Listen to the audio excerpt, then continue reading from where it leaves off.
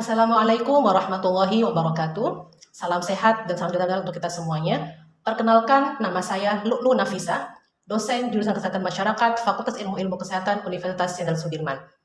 Saya bergabung sebagai dosen UNSUD sejak tahun 2019 dan hingga saat ini saya telah mengampu berbagai mata kuliah yang berkaitan dengan bidang keilmuan saya, yaitu kesehatan reproduksi. Untuk bidang keilmuan saya membahas berbagai mata kuliah yang berkaitan dengan pendekatan siklus hidup. Untuk mata kuliahnya diantaranya ada mata kuliah dasar kesehatan reproduksi, kemudian kesehatan ibu dan anak, dan juga ada berbagai mata kuliah minatan, yaitu mata kuliah remaja sehat, kemudian tubuh kembang dan kelangsungan hidup anak, dan juga mata kuliah pencegahan dan penanganan HIV/AIDS, serta mata kuliah lain yang akan diikuti oleh mahasiswa peminatan, baik di semester kasar ataupun juga di semester genap. Pada kesempatan kali ini, saya akan menjelaskan salah satu mata kuliah yang saya ampu, di mana saya juga menjadi koordinator tim teaching pada mata kuliah tersebut, yaitu mata kuliah remaja sehat. Untuk mata kuliah ini merupakan mata kuliah yang harus diambil oleh mahasiswa peminatan di semester 5 dengan kode mata kuliah yaitu MKB 25107. Mata kuliah ini dengan bobot SKS 2.0, artinya mata kuliah adalah mata kuliah tanpa praktikum.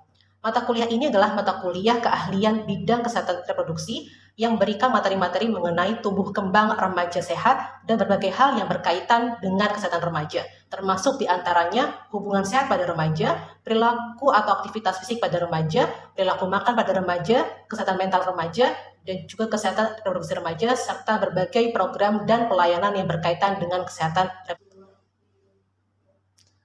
Adapun profil lulusan yang dibebankan oleh prodi pada mata kuliah ini yaitu sebagai pengelola program atau manajer, sebagai pendidik, sebagai pembelajar, dan juga sebagai komunitarian atau sebagai seorang sarjana kesmas yang memiliki kepedulian kepada kesehatan masyarakat.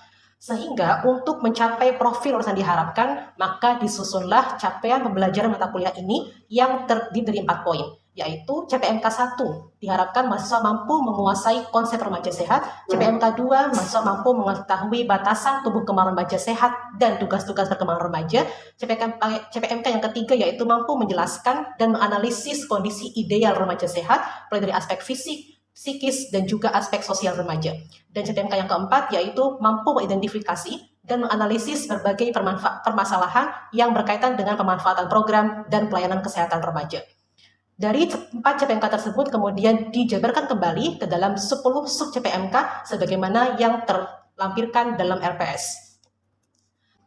Untuk materi pembelajaran mata kuliah ini terdiri dari 14 topik, yaitu yang pertama adalah kontrak pembelajaran dan konsep remaja sehat, yang kedua adalah pertumbuhan remaja, yang ketiga perkembangan remaja dan tugas perkembangan remaja, yang keempat hubungan sehat pada remaja, yang kelima perilaku makan pada remaja, keenam aktivitas fisik pada remaja, kemudian di pertemuan ketujuh nanti akan ada case-based learning yang bahas mengenai permasalahan-permasalahan pada aspek fisik remaja, dan yang ke-8 nanti ada UTS, 9 ada PHBS pada remaja, yang ke-10 ada kesehatan reproduksi remaja, yang ke-11 kesehatan mental remaja, dan kemudian pada pertemuan selanjutnya ada pendidikan keterampilan hidup sehat ataupun PKHS, kemudian juga ada program dan pelayanan kesehatan bagi remaja, dan yang terakhir ada project based learning, di mana mahasiswa akan diminta untuk mengidentifikasi permasalahan terkait remaja di suatu wilayah, dan kemudian menyusun proposal untuk mencoba mengatasi permasalahan tersebut. Untuk metode pembelajaran yang diterapkan dalam mata kuliah ini yaitu ada ceramah, diskusi, kemudian belajar mandiri, case-based learning, jigsaw collaborative learning, dan yang terakhir ada project-based learning. Untuk sistem pembelajaran yang disampaikan secara sinkronus, yaitu dengan tatap muka langsung di kelas, dan juga secara asinkronus dengan cara manfaatkan ELMS atau platform Eldiru, yaitu untuk e-learning di universitas kami, yang dimana pada Eldiru ini akan disertakan kolom untuk presensi, kemudian share materi, penugasan, dan juga forum diskusi bersama mahasiswa. Untuk media pembelajarannya ada slide atau PowerPoint, kemudian juga ada berbagai video pendukung, baik yang bersifat animasi ataupun dokumentasi, kemudian jurnal pendukung, internet dan media sosial, lalu YouTube, kemudian textbook, dan juga berbagai hasil penelitian dan pengabdian yang telah dilaksanakan oleh dosen pengampu. Kemudian pada mata kuliah ini ada 16 pertemuan, di pertemuan ke-8 nanti dilaksanakan untuk UTS, dan pertemuan yang ke-10 untuk pelaksanaan ujian akhir semester. terkait dengan interaksi antara dosen dengan mahasiswa dan juga antar mahasiswa dengan mahasiswa yang lainnya, di setiap sesi mata kuliah, mahasiswa akan diberikan kesempatan untuk bertanya ataupun juga untuk menyampaikan pendapat dan tanggapannya terhadap materi yang disampaikan oleh dosen, baik saat di awal perkuliahan ataupun juga saat pertengahan penyampaian materi dan juga di sesi akhir penyampaian materi. Kesempatan diskusi ataupun interaksi antara dosen dan mahasiswa juga disampaikan saat pelaksanaan presentasi tugas dan juga saat pelaksanaan CBL, Jigsaw, dan juga PJBL, di mana pada pelaksanaan pembelajaran dengan metode tersebut, mahasiswa akan aktif berdiskusi, berinteraksi dengan teman-teman satu kelompoknya, dan juga nantinya hasil diskusinya akan dipresentasikan di depan kelas, dan nanti akan ada diskusi atau review dari dosen dan juga dari mahasiswa lainnya yang tidak mempresentasikan hasilnya. Kemudian untuk terkait dengan interaksi, disediakan juga WhatsApp group untuk setiap kelasnya, sehingga di sana nanti akan mudahkan terjadinya komunikasi, koordinasi antara mahasiswa dengan dosen, baik terkait jadwal perkuliahan, jadwal untuk bimbingan atau konsultasi, dan juga untuk penyampaian informasi berbagai hal, baik yang bersifat akademik ataupun juga yang bersifat non-akademik, seperti sharing info mengenai perlombaan, kemudian event-event seminar, workshop, ataupun juga kegiatan-kegiatan yang lainnya yang diharapkan dapat membantu mahasiswa untuk dapat menyelesaikan studinya tepat waktu. Kemudian untuk assessment atau penilaiannya terdiri dari berbagai komponen. Yang pertama adalah presensi, di mana mahasiswa diharuskan untuk hadir 70% dari total mata pertemuan dengan sebagai syarat untuk mengikuti ujian akhir semester. Lalu untuk UTS dengan bobot 20%, kemudian UAS bobot 20% juga, dan nantinya untuk Jigsaw Collaborative Learning yang dilaksanakan 2 kali, itu juga memiliki bobot 20%, kemudian untuk CBL juga 20%, dan PJBL 20%. Di setiap kegiatan CBL, Jigsaw, dan juga PJBL nantinya juga akan diberikan kolom untuk peer assessment atau penilaian teman sebaya, sehingga nantinya mahasiswa akan berikan penilaian yang adil terhadap teman-teman satu kelompoknya. Sehingga di sini nantinya diharapkan tidak terjadi kecurangan ataupun hal-hal yang tidak diinginkan oleh mahasiswa atau mereka merasa dirugikan. Kemudian untuk keperluan PDD UKT-PT pada kali ini, saya akan menjelaskan bagaimana saya menyampaikan materi pada pertemuan keempat untuk mata kuliah remaja sehat, yaitu dengan topik hubungan sehat pada remaja. Untuk topik keempat ini, CPMK-nya adalah CPMK yang ketiga, di mana setelah mengikuti perkuliahan, diharapkan mahasiswa mampu menjelaskan dan analisis kondisi ideal remaja sehat, mulai dari aspek fisik, psikis, dan sosial remaja. Kemudian diharapkan setelah mengikuti pertemuan keempat ini, mahasiswa diharapkan dapat menjelaskan konsep hubungan yang sehat pada remaja, kemudian menjelaskan karakteristik dan urgensi hubungan yang sehat pada remaja, dan juga mampu menjelaskan langkah-langkah untuk membangun atau membina hubungan yang sehat pada remaja. Kemudian untuk pertemuan keempat ini nantinya akan dilaksanakan dengan metode ceramah dan juga diskusi kasus. Untuk proses pembelajarannya nanti akan dibagi menjadi 4 bagian, yaitu pendahuluan, penyajian, diskusi, dan penutup. Untuk bagian pertama pendahuluan nantinya akan disampaikan salam pembuka, kemudian akan mereview materi sebelumnya, dan kemudian juga nanti akan disampaikan capaian pembelajaran yang diharapkan setelah pertemuan keempat ini. Kemudian di sesi yang kedua yaitu penyajian, di mana saya sebagai dosen akan menjelaskan materi-materi yang berkaitan dengan hubungan sehat pada remaja, yaitu apa itu hubungan sehat, kemudian bagaimana karakteristik hubungan sehat dan tidak sehat, dan juga bagaimana dampak ketika remaja terlibat dalam hubungan tidak sehat, dan juga bagaimana langkah untuk membangun hubungan yang sehat. Di bagian yang ketiga akan ada studi kasus, di mana dosen akan berikan deskripsi kasus yang nantinya akan meminta kelompok mahasiswa untuk memecahkan permasalahan tersebut dan merumuskan solusi yang terbaik yang berkaitan dengan hubungan sehat pada remaja. Selanjutnya dari hasil diskusi, mahasiswa akan mempresentasikan hasil diskusinya selama kurang lebih 5 menit, dan nantinya di sesi yang keempat yaitu sesi penutup nanti akan disampaikan review dari dosen dan juga akan ada sesi diskusi dan tanya jawab dengan mahasiswa. Baik, demikian penjelasan yang dapat saya sampaikan. Untuk selanjutnya, mari kita saksikan bersama proses pengajaran video dalam video micro teaching berikut. Terima kasih. Wassalamualaikum warahmatullahi wabarakatuh. Baik, assalamualaikum warahmatullahi wabarakatuh. Selamat siang dan salam kenal kepada semuanya. Alhamdulillah ya, pada siang hari ini kita bisa bertatap muka kembali untuk melanjutkan materi mengenai apa? Hubungan sehat pada remaja. Masih ingat nggak pertemuan sebelumnya kita belajar mengenai apa? Ayo.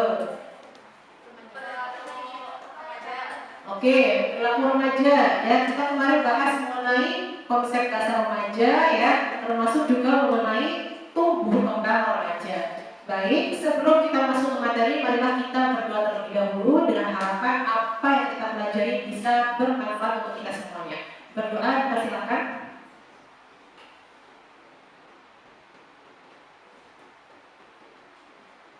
Oke, untuk pertemuan kali ini tentu ada berbagai capaian pembelajaran yang diharapkan ya dapat dicapai oleh teman-teman semuanya. Yang pertama, setelah mengikuti perkuliahan ini diharapkan mahasiswa ya nanti mampu mengetahui dan menjelaskan konsep hubungan sehat pada remaja. Apa sih itu hubungan sehat ya? Tandanya apa, cirinya apa, kenapa kita harus membangun hubungan yang sehat dan sebagainya. Kemudian nanti juga akan diharapkan aku menjelaskan hubungan sehat antara remaja dengan berbagai pihak yang lain. Artinya bisa jadi remaja dengan orang tua, ya, remaja dengan teman-teman sebayanya, remaja dengan adik kelasnya, atau dengan dosen, dengan pacar yang mungkin beliau udah punya pacar ya, atau juga dengan teman di dunia maya. Misalkan yang K-popers gitu ya, punya teman sesama fandom gitu ya, sesama bullying ya, sesama ketemu kenalan di online ya, itu juga harus dipastikan bahwa mereka berada dalam hubungan yang sehat. Nah, untuk 3 CT yang terakhir nanti akan diperoleh dengan cara kita melaksanakan studi kasus. Oke, kita akan mereview materi sebelumnya ya. Teman-teman masih ingat ya, kemarin di pertemuan awal kita belajar mengenai konsep remaja sehat. Dikatakan remaja ketika usia berapa sampai berapa? Masih ingat? Berapa sampai berapa? Oke, silakan. Manda ya. Usia remaja kalau menurut WHO itu 10 sampai 19 tahun. Oke. Kalau dari bidang KPM 10 sampai 24 tahun dan belum menikah. Ya, oke. 100 untuk yang ada. Yang lain? Ada lagi yang mau menambahkan? Ada satu lagi. Menurut Permenkes, yaitu usia 10 sampai 18 tahun ya. Kenapa kita harus mengetahui batasan usia remaja? Karena nanti akan erat kaitannya dengan tahapan-tahapan tumbuh kembang, kemudian tugas-tugas perkembangan yang harus dicapai oleh remaja. Tanda atau karakteristik pertumbuhan remaja, ada yang masih ingat? Pertumbuhan remaja ditandai dengan pubertas, oke. Kalau pada remaja putri, menstruasi ya. Terus apa lagi? Ayo anak Kespro, masalah Kespro nggak boleh malu-malu ya ngomongin masalah kesehatan reproduksi. Apalagi kalau pada laki-laki cakur, terus mimpi basah. Nah, itu kan tadi sebetulnya dari aspek fisik ya atau dari sisi pertumbuhan. Kalau dari perkembangan apa saja? Coba contohnya. Mencoba menjadi mandiri. Oke, lebih mandiri. Terus ya, buktinya kalian ya, yang tadinya nggak kos ya, sekarang kos ya, makan sendiri ya, cari buat sahur juga mungkin sendiri ya, yang buka juga bukanya sendiri juga. Enggak, enggak ya. Ingat, kalian juga punya PR, yaitu tugas perkembangan berupa membina atau menjalin hubungan sosial. Contohnya tadi, misalkan ya, Ida mau WA siapa? Aulia. Oh ini mau minta tolong dong bantuin skripsi atau bantuin PPH kelompokku gitu ya. Ternyata Aulianya responnya cuma ya atau gimana gitu ya. Itu pertanyaan akan namanya apa yang akan Ida rasakan? Sakit hati, kecewa, terus apa? Nanti gantian lah kalau mau WA kita respon gitu ya. Misalkan gitu ya. Atau katakanlah contohnya ya ide WA saya gitu ya. Saya responnya misalkan lama gitu. Kan langsung muncul kayak berbagai praduga prasangka gitu ya. Itu salah satu kenapa kemudian hubungan sehat itu kita perlu bangun, perlu kita upayakan.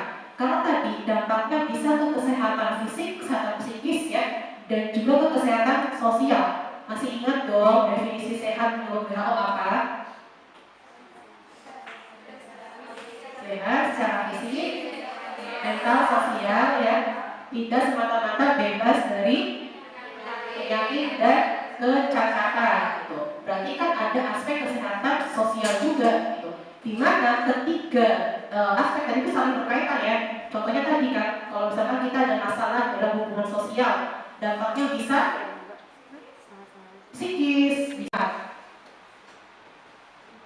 Contohnya apa? Oke, kita menolak positif. Terus tidak melukai sama lain. Terus, ayo ini mungkin berangkat di pengalaman ya. Ini kan ada buku apa namanya di rumah sehari-hari. Terus apa lagi? Timbal balik. Oke, terus mendorong prestasi ya, berikan ruang bagi kita untuk bisa berkembang. Terus apa lagi? Terbuka satu sama lain. Oke. Tapi misalkan kalau contohnya nih punya apa namanya bagi yang punya pacar ya, yang belum punya pacar? Banyak.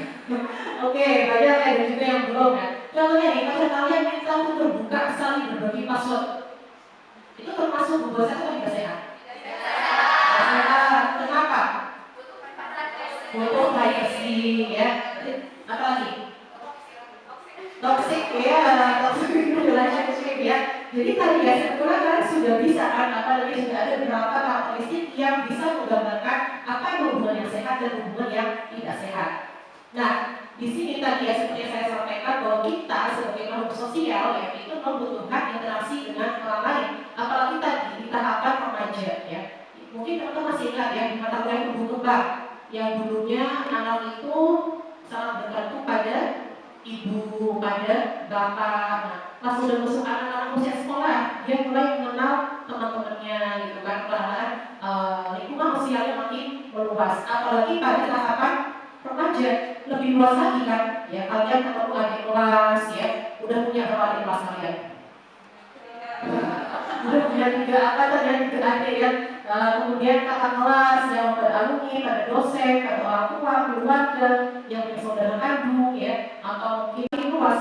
Karena makin luas lingkungan sosial remaja, sehingga potensi dia mengalami atau mendapatkan ya hubungan yang tidak sehat akan menjadi semakin luas kemungkinannya, bukan? Maka tadi perlu diupayakan agar remaja ini berada pada hubungan yang sehat.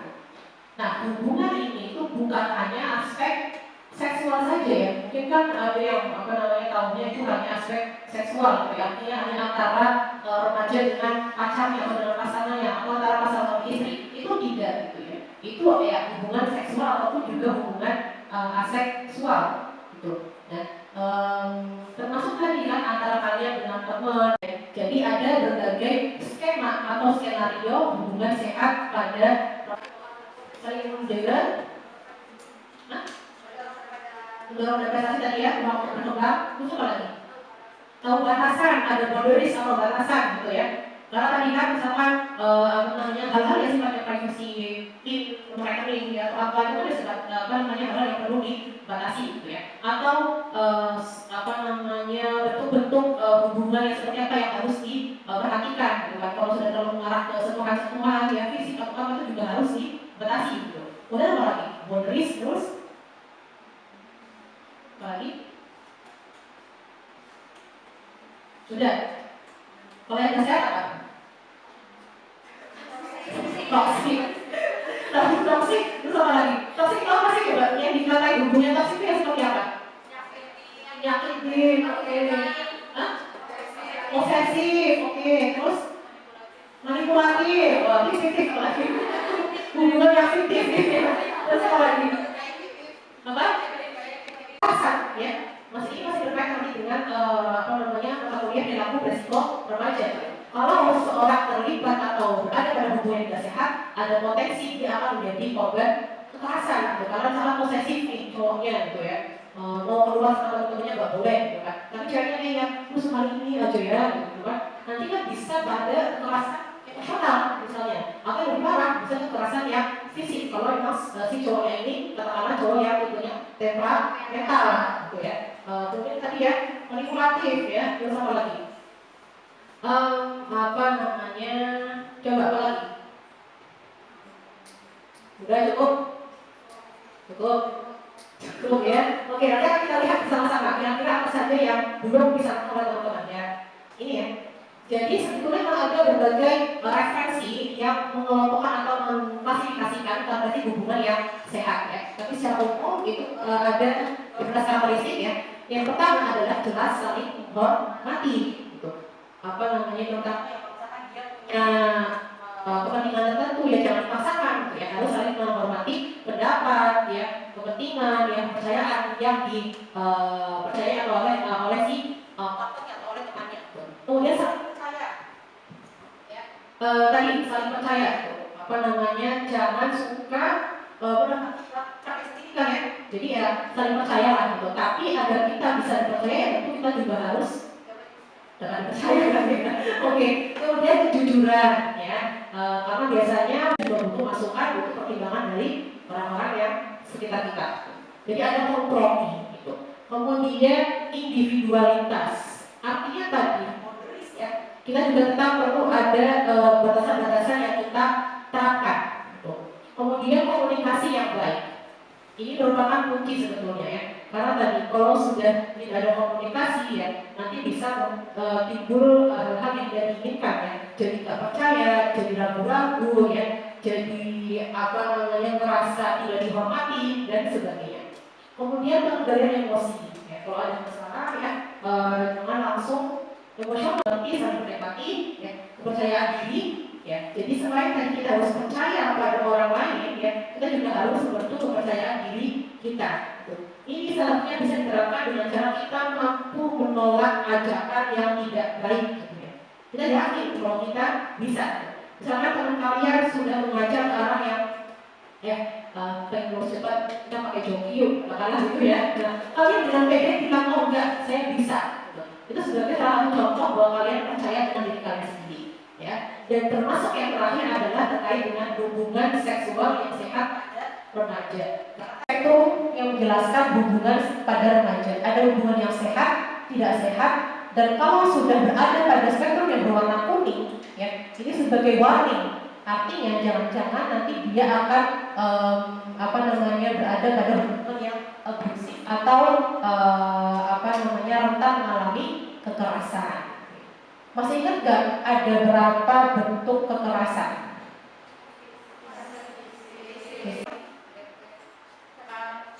Ya, pacaran, kekerasan terhadap perempuan ya, dan sebagainya. Jadi semua berangkat dari bagaimana kita membangun hubungan ya. Apalagi kalian di lingkungan akademik, di lingkungan perguruan tinggi, ada relasi kuasa ya. Antara misalkan senior dengan junior ya. Kemudian antara dosen dengan mahasiswa, kemudian mungkin antara mahasiswa atau antara mahasiswa dengan siapa. Itu ada berbagai hal yang menimbulkan hubungan yang tidak sehat.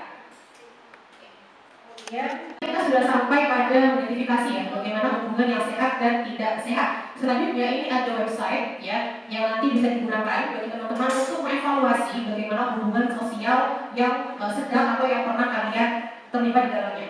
Silakan bisa diklik ya, nanti akan bisa dicari ya, loveisrespect.org. Ya, cukup jelas? Oke, nah selanjutnya kira-kira dampaknya apa kalau kalian terlibat dalam hubungan? Gak nafsu makan, stres, terus insecure, oke? Ini jangan curhat ya. Terus apa lagi? Gangguan tidur mungkin ya. Terus apa? IMS, oke. Bagi mereka yang mungkin menjadi korban kekerasan hubungan yang tidak sehat ya. Pacarnya kalau masalahnya terlalu banyak menuntut sentuhan-sentuhan yang bersifat fisik misalnya, sehingga dia rentan mengalami masalah pada kesehatan reproduksinya. Oke, sekarang kita mengidentifikasi ya, kira-kira menurut kalian pernyataan ini atau ilustrasi ini adalah hubungan yang sehat atau tidak sehat. Yang pertama, temanmu itu ingin menghabiskan seluruh waktumu bersama mereka dan coba membuat kamu melakukan semuanya bersama si dia. Sehat kan? Kenapa gak sehat? Maksa, butuh ruang ya. Terus habisin waktu ya, oke. Kemudian yang kedua, sepakat tadi ya, gak sehat ya. Oke, yang kedua, bagi yang punya pacar ya, ada sama orang yang punya pacar ya. Pacarmu mengerti bahwa kamu mungkin tidak bisa berbicara dengannya sampai besok ya, karena misalkan kalian punya deadline PBL, punya deadline yang menumpuk ya, itu gimana? Sehat atau sehat? Oke, sehat. Kenapa sehat? Pengertian ya, oke. Kemudian yang berikutnya, misalkan ya ada seorang cewek dia punya pacar, pacarnya itu nganter terus tiap harinya ya, terus ditemenin kalau makan siang, makan sore ya, terus juga kalau mau ambil data, kalau mau tugas dianterin, itu sehat atau nggak sehat? Sehat. Dia bilang sehat ya, boleh. Ada juga opsi jawaban it depends ya, atau itu bergantung. Coba dari yang bilang sehat atau yang sehat? Dia perhatian, oke, terus udah konsen juga, oke. Nah, berarti hal ini apa buat kalian? Depends ya, atau tergantung dalam skenario atau praktiknya seperti apa. Kalau ada kesepakatan, ada komunikasi di awal, ya mungkin itu adalah hubungan yang sehat. Nah, kita kan muncul dampak atau muncul rasa nggak nyaman kalau ada hubungan yang tidak sehat. Oke. Nah, untuk item-item yang lainnya nanti silakan didiskusikan di dalam kelompok ya. Apa namanya, ini sehat atau tidak sehat ya. Caranya? Nanti hari ini menyimpulkan ya bahwa komunikasi adalah kunci.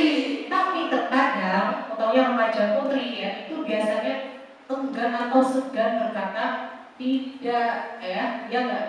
Kadang maju mundur mau komunikasi ya, atau mau tadi apa namanya, diskusi dengan misalkan dengan pacarnya atau seperti apa gitu ya. Jadi ini ada contoh kasus yang nanti silakan bisa dibahas kembali dalam kelompok ya, dan nanti hasilnya bisa diunggah di LDO. Oke, baik, nanti diskusi selama 15 menit ya untuk masing-masing kelompok, apa namanya, dan nanti akan dipresentasikan hasil diskusinya kurang lebih selama 5 menit untuk masing-masing kelompok. Ada pertanyaan terkait topik diskusinya? Sudah cukup jelas ya? Oke, baik. Ya, oke. Tadi kita sudah menyimak ya hasil pemaparan dari kelompok 1 dan kelompok 2. Sekarang kita lanjut ke kelompok 3. Silakan perwakilan kelompok 3 untuk menyampaikan poin-poin hasil diskusinya. Saya Ida Selawati, perwakilan dari kelompok 3 akan memaparkan tentang hasil diskusi kami tentang contoh hubungan yang baik dan tidak baik antara hubungan remaja dan pacar.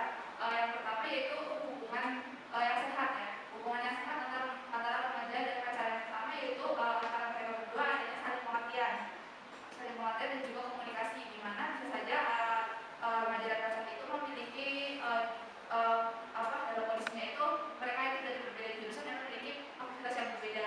Artinya mereka harus memiliki komunikasi yang baik dalam apa saja kegiatan yang mereka lakukan, dan adanya pengertian, misalkan punya jadwal kegiatan yang berbeda-beda. Kemudian membentuk suatu batasan antara mereka berdua, misalkan kalau main di jalan-jalan itu tahu batasan waktu gitu.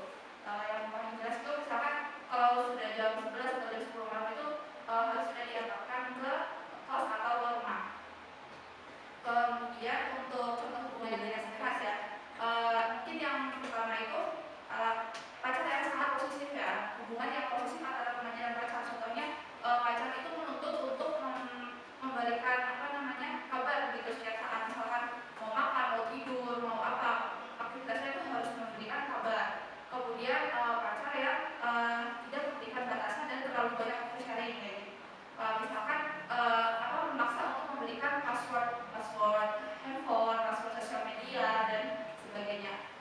Mungkin itu sedikit pemaparan dari kami kelompok 3. Saya kembalikan pada dulu. Ada yang menanggapi? Sebelum kita akhiri, apa namanya, nanti bisa teman-teman ini ya.